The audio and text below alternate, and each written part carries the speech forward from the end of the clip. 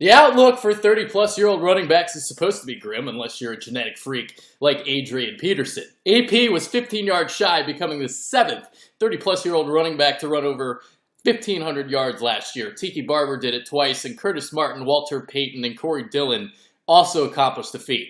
Peterson did, however, become the 47th 30-plus-year-old running back to run for over 1,000 yards. The running back position in the NFL right now, it's been devalued, evidenced by the fact that only 7 backs gained over 1,000 yards last year. You had AP, Doug Martin, Todd Gurley, Darren McFadden, Chris Ivory, Latavius Murray, and Devonta Freeman. This is going to be reflected in my rankings. The backs are not going to have as high of a number value as other positions. Just to show you what I'm talking about, 17 backs ran for over 1,000 yards just 5 years ago, 16 in 2005. The Buffalo Bills were the only team in the league last year to run the ball more than they threw it. That's insane. Just one team. What happened to power running football, playing defense? It's just not a thing anymore. Let's move on to the rankings. Adrian Peterson, even at 31, Peterson still has that elite acceleration and lateral agility, which allows him to set up defenders in the hole. His patience and vision are still top-notch as well. His upright running style allows him to punish defenders either with a vicious stiff arm or using his burly shoulders. Even at his age, Peterson still has the speed to turn the corner and only needs just a sliver of daylight to break off a long run. He excelled even further when the Vikings went away from their spread pistol attack to a more conventional one-back offense. He's not known for his ability to catch the ball out of the backfield, but did notch 30 receptions last year, the fourth most of his career. If there's a weakness to his game, he still puts the ball on the turf because of that physical style of running that he has, wanting to initiate contact. Fumbled the ball 7 times last year. I've got Le'Veon Bell at number 2, and it's a double-edged sword with him because he's most likely going to be suspended again after missing the first 2 games last year due to a DUI. Bell refused to take a drug test a few weeks ago. What can I say? Hell's bells. What sets Bell apart from the rest of the backs is his pass-catching ability. So he's a back who can not only run between the tackles, but can line out wide and run short to intermediate routes just like a wide receiver. He had 24 catches on 25 targets in 6 games before tearing his ACL last year. I mean, that's absurd. Bell is a patient runner to go along with a great vision and jump cutting ability. He runs downhill between the tackles, and his excellent body control allows him to swerve around a would-be tackle.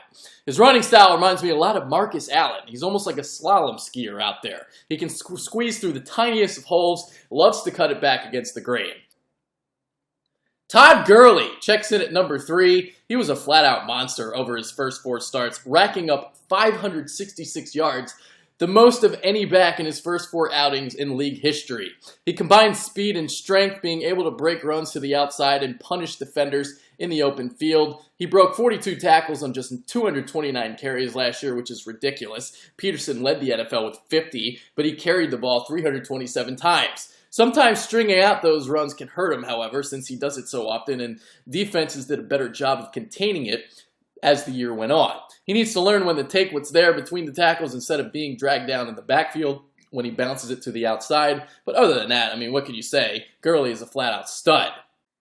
I have Jamaal Charles at number 4. The 29-year-old is coming off an ACL tear, but still has that sprinter speed. He's at his best running the stretch play, running parallel to the line before exploding through the crease and gaining yardage. His 5.5 career yards per carry average is very impressive due to that speed. It's extremely difficult for a defender to take the proper angle towards him in the open field. Charles is also one of the better threats coming out of the backfield as a receiver, which is pivotal in an Andy Reid type of offense. He had 70 receptions and 693 yards receiving back in 2013 and was on a similar pace last year until his injury. I've got the rookie Ezekiel Elliott at number 5, which might be a surprise considering he's never played it down, but I think he's going to be a beast, especially running behind that Dallas offensive line, by far the best unit in the league. All hail the crop top, Ohio State's second leading rusher behind Archie Griffin. Elliott has the prototypical size and athleticism for a workhorse running back to go along with balance, vision, and patience to attack in between the tackles. He doesn't hesitate and powerfully finishes his runs with natural forward lean to pick up every inch he can. When the Cowboys go on one of those methodical 12, 13, 14 play drives against a fatigued defense, who's going to stop Elliott near the goal line? He's a great fit for Dallas' zone scheme, which is predicated on a quick, decisive cutting. Lamar Miller is number 6. I don't know what the Miami Dolphins were thinking, not for letting him sign with the Houston Texans, but for not giving him the ball the last couple of years. He averaged just 156 carries a season while he was in South Beach, which is ridiculous considering he's gained a league-best 4.6 yards per carry since 2012. Miller is a speedster who can run away from defenders and turn the corner. He's a solid one-cut runner who showcases agility and vision in the open field. He also has the ability to catch the ball out of the backfield, totaling 397 yards on 47 receptions last year. Doug Martin, the muscle hamster, is number 7. 2015 was almost unexpected following 2 disappointing seasons following a promising rookie campaign. He exploded for 1,402 yards and 6 touchdowns. He's only 5'9", but he powers through defenders using his low center of gravity and aggressive running style, hence why he's called the muscle hamster. 906 of his 1,402 yards came after contact. He can also translate power to finesse as well, being able to cut against the grain on the second level. He's not a bad receiver coming out of the backfield, but his small stature makes it easy to overthrow him at times. Jonathan Stewart is number 8 on my list. The injury-prone Stewart was fairly healthy a year ago, despite still missing the final 3 games of the season. His 242 carries were a career high, and his 989 yards were 8th in the NFL. He's an inside-the-tackles bruiser who is quicker and more elusive than he appears. He's got good feet, pretty quick for a 235-pounder, able to maintain his balance and accelerate through holes. Not used much as a receiver, but he is a solid pass protector there for Cam Newton in the backfield. LeSean McCoy struggled behind a shoddy offensive line in Philly 2 years ago and dealt with nagging injuries during his first year in Buffalo, but he's still number 9 on my list. He still had 7 runs of 20 or more yards, which shows that he's still a dangerous back. When he's on his game, there's no back in the league that's as elusive as McCoy. His jump cutting ability and vision is ridiculous and still possesses the acceleration and long speed to be a dangerous threat.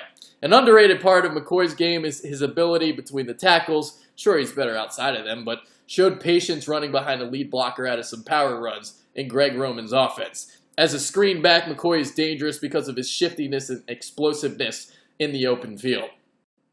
I've got David Johnson at number 10. That might be a surprise to some, but I think he's a potential star in the making. He was used sporadically until Chris Johnson went down and made the most out of his opportunity. He's a long strider who gallops and covers a lot of ground, easily outrunning tacklers despite his 6'1" frame. He weighs 224 pounds. He's also very agile for a man his size, uses it to deliver blows to his defenders. Even though he's not a great route runner, Johnson can make plays as a receiver in the flats due to that explosiveness that I referenced and the power. He's also an exceptional kick returner. Some other backs I'm curious about. How about Carlos Hyde in San Francisco? He said numerous times during the offseason that he loves Chip Kelly's offense, which has similarities to Urban Meyer's when Hyde was at Ohio State. He was playing well until a foot injury took him out in October. He's number 14 on my list. How does Thomas Rawls fare in his second year in Seattle after surprising as an undrafted rookie? He's a breakaway threat who's got some wiggle to him. He's number 15 on my list. And what about TJ Yeldon, who is number 17? The Jaguars brought in Chris Ivory during the offseason, but I like what I saw out of Yeldon as a rookie. He's a fluid athlete with quick feet, showcases balance, finishes off runs at the point of attack. Some deep sleepers. There's Charles Sims at 24, Karlos Williams at 28, Ajayi at 29, Duke Johnson at 31, Theo Reddick at 35, and Damian Williams at 41. Sims allows Martin to take breathers, and I believe the best 1-2 running back punch in the league right now might be in Tampa Bay.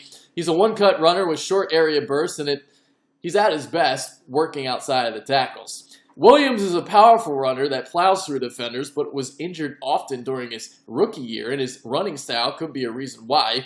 I think he has the talent to be an every down back in this league. Ajayi is an aggressive runner who showed some flashes as a rookie. If he can stay healthy, he and Williams might be able to help Miami seamlessly move on from Miller. Williams is a threat coming out of the backfield, and I think Adam Gase will do a better job of utilizing him than Joe Philbin and Bill Lazor did. Johnson didn't get a lot of touches during his rookie season, but had some moments. He's got vision, speed, and can catch the ball out of the backfield. Riddick is a shifty and elusive runner who's at his best causing matchup problems as a receiver, whether he's in space along the flats or lining up out wide. Some backs that have something to prove in 2016. Let's start with Eddie Lacy and DeMarco Murray, number 13 and 18 respectively. I'm not going to use the word overrated with these two, but there's Not two backs with more to prove this year. Lacy is looking slim, got on the P90X plan this offseason. Murray had a disastrous 2015 after leading the NFL in rushing in 2014. Jeremy Hill is another guy. He was in my top 10 last year, but is now 20th after averaging 3.6 yards per carry last year. Melvin Gordon was a colossal disappointment as a rookie. He's 44th. Sure, you can blame the offensive line to an extent there in San Diego, but I sure as hell expected better. As for the Eagles, I've got Ryan Mathews at 22, Darren Sproles at 39. The injury-prone Mathews averaged an impressive 5.1 yards per carry last year, but I'm really excited to see how Doug Peterson utilizes the multifaceted Sproles this upcoming season, especially as a receiving threat, lining him out wide, getting him out in space. All right, so that's my running back list. You know what you guys think, whether it's on Twitter, whether it's on Facebook, whether it's here in the comments section. I'm Adrian Peterson. I'm out. I'm going to be doing more of these every single day. So, later.